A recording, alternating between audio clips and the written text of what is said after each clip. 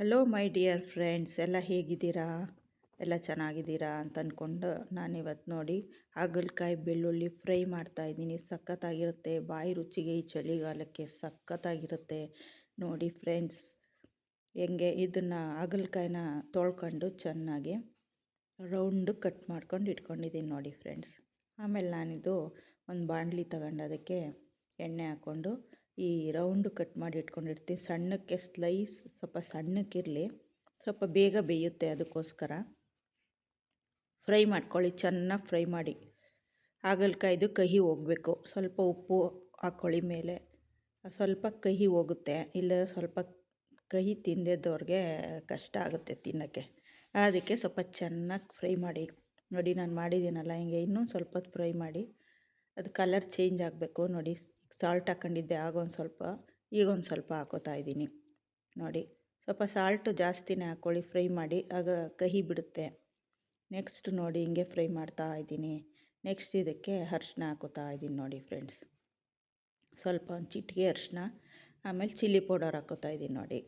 1-2 spoon. ಸ್ವಲ್ಪ ಖಾರ ಇದ್ದರೆ ಕಹಿ ಗೊತ್ತಾಗಲ್ಲ, ಅದಕ್ಕೆ ಸ್ವಲ್ಪ ಖಾರವಾಗೇ ಇರಲಿ ಅನ್ನೋರು 1-2 ಸ್ಪೂನ್ ಹಾಕ್ಕೊಂಡಿದ್ದೀನಿ ನಾನು, ಸಣ್ಣ ಸ್ಪೂನಲ್ಲಿ. ನೀವು ನೋಡಿ ಖಾರಕ್ಕೆ ತಕ್ಕಂಗೆ ಎಷ್ಟು ಬೇಕೋ ಅಷ್ಟು ಹಾಕ್ಕೊಳ್ಳಿ. ಖಾರ ಹಾಕ್ಕೊಂಡು ಸ್ವಲ್ಪ ಫ್ರೈ ಮಾಡ್ತಾಯಿರಿ.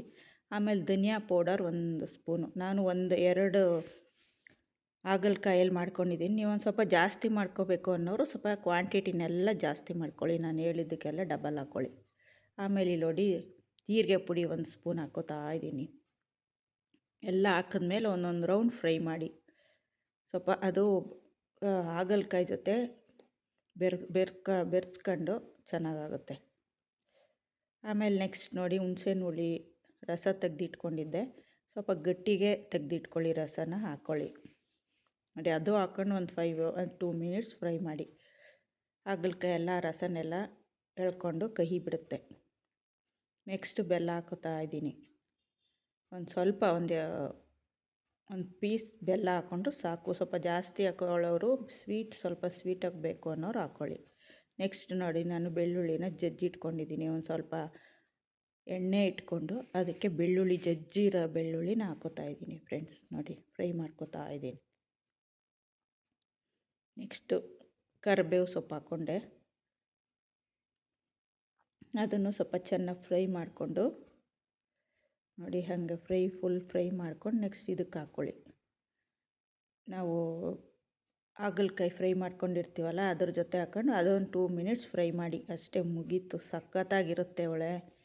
ದೋಸೆ, ಚಪಾತಿ ಎಲ್ಲಕ್ಕೂ ಒಳ್ಳೆ ಬಾಯಿ ರುಚಿ ಸೂಪರಾಗಿರುತ್ತೆ ಫ್ರೆಂಡ್ಸ್. ಟ್ರೈ ಮಾಡಿ. ನನಗೊಂದು ಕಮೆಂಟ್ ಹಾಕಿ, ಹೇಗೆ ಬಂದಿದೆ ಅನ್ನೋದೊಂದು ಕಮೆಂಟ್ ಹಾಕೋದು ಮಾತ್ರ ಮರಿಬೇಡಿ ಫ್ರೆಂಡ್ಸ್. Thank you.